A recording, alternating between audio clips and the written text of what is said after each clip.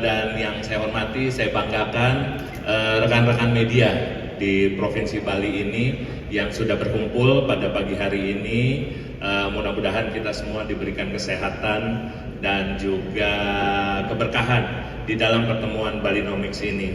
Bapak Ibu semua, Balinomics acara ini diliput langsung oleh Dedi TV, channel Bali kami arrange sebagai media komunikasi kepada para media, juga kepada para stakeholder, juga untuk mendapatkan masukan terhadap langkah-langkah penguatan ekonomi di Bali. Dan mudah-mudahan Balinomics ini bisa kita terus adakan sebagai forum rutin, forum diskusi untuk mengambil langkah-langkah strategi untuk memperkuat ekonomi Bali ke depan. Jadi itu Balinomics ya. Dan untuk kesempatan pada hari ini merupakan yang pertama kalinya Balinomics diadakan, dan kami akan men-share terkait dengan perkembangan ekonomi global, ekonomi nasional, perkembangan ekonomi Bali, dan satu topik khusus yaitu bagaimana memperkuat strategi pariwisata di Bali ini di tahun 2025. Dan bersama saya di sini, saya tidak sendiri, ada Ibu Butet Linda, ya, Deputi Kepala Perwakilan, Deputi Kantor Perwakilan BI Bali, dan juga di sebelah kanan saya, ini saya perkenalkan wajah baru, Pak Indra Gunawan Sutarto, ini Advisor Kantor Perwakilan Bank Indonesia Provinsi Bali, dan sebelumnya Pak Indra ini mendalami aspek pasar keuangan, kemudian juga pengelolaan moneter, pengelolaan devisa, dan terakhir Pak Indra ini di Kantor Perwakilan Bank Indonesia New York. Jadi mudah-mudahan dengan kehadiran Pak Indra, ekonomi Bali semakin meningkat lagi, dan juga promosi pariwisata, promosi investasi ini bisa kita terus perkuat di Bali. Jadi selamat datang untuk Pak Indra, tepuk tangan dong untuk Pak Indra.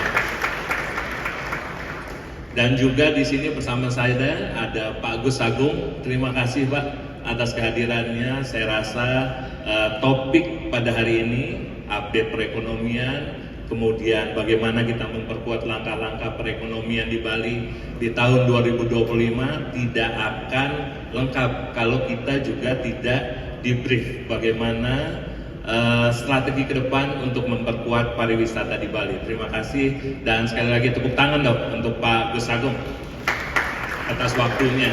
Ini sebuah keistimewaan buat kita bisa berkumpul para Bapak Ibu semua, stakeholder Bank Indonesia, dan juga rekan-rekan media. Bapak Ibu semua, sebagai di awal ini perlu kami sampaikan bahwa Bank Indonesia di dalam rapat Dewan Gubernur di bulan Februari ini sudah memutuskan untuk mempertahankan BI Rate. BI Rate ini merupakan suku bunga acuan dengan mempertimbangkan tingkat inflasi dan juga prospek ekonomi ke depan. Nah, untuk BI Rate ini di bulan Februari ditetapkan sama dengan periode sebelumnya, yaitu 5,75%. Dan penetapan BI Rate ini tentunya konsisten dengan upaya kami untuk menjaga target inflasi nasional itu yang di tahun 2025 dan tahun 2026 itu ditargetkan sebesar 2,5 plus minus 1%, dan juga penetapan BI Rate ini sebesar 5,75%. Ini sebagai upaya untuk menjaga stabilitas nilai tukarnya sesuai dengan kondisi fundamentalnya di tengah ketidakpastian dari pasar keuangan yang masih terus berlanjut. Dan tentunya yang ketiga adalah dengan penetapan BI Rate ini tentunya kita berharap untuk bisa terus mendorong pertumbuhan ekonomi di Indonesia. Jadi kebijakan Bank Indonesia itu ada dua hal, yaitu pro stability, stabilitas untuk menjaga stabilitas harga, dan juga pro growth, yaitu upaya Bank Indonesia bersama Bapak Ibu semua dengan sinergi untuk terus mendorong pertumbuhan ekonomi di Indonesia. Jadi kita perlu terus mengoptimalkan sumber-sumber pertumbuhan ekonomi yang bisa mendorong pertumbuhan ekonomi, terutama sekali melalui pertumbuhan ekonomi di daerah. Kemudian pertanyaannya adalah bagaimana sih Bank Indonesia itu mendorong pertumbuhan ekonomi? Di sini barangkali bisa saya sampaikan ada 3 hal. Pertama adalah bahwa Bank Indonesia pada rapat Dewan Gubernur kemarin berupaya untuk mendorong sektor-sektor ekonomi potensial melalui kebijakan makroprudensial.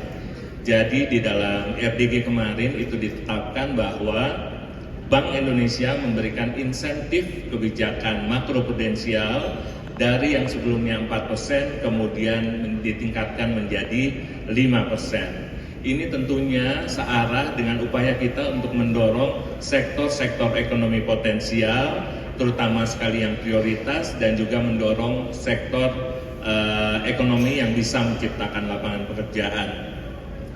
Di sini kita melihat bahwa sektor-sektor ini adalah sektor-sektor perumahan, pertanian, perdagangan, dan juga sektor pariwisata termasuk UMKM di dalamnya. Di dalam kebijakan makroprudensial ini secara singkat mungkin bisa kami jelaskan, insentif sebesar 5% itu adalah berupa apabila saat ini perbankan memiliki GWM sebesar 8%, giro wajib minimum yang harus berada di Bank Indonesia sebesar 8%, kemudian sebuah perbankan ini mampu mencapai prosentase tertentu di sektor-sektor tertentu sampai dengan batas maksimumnya, maka perbankan akan mendapatkan insentif likuiditas, yaitu berupa pengurangan giro wajib minimum sampai dengan 5%.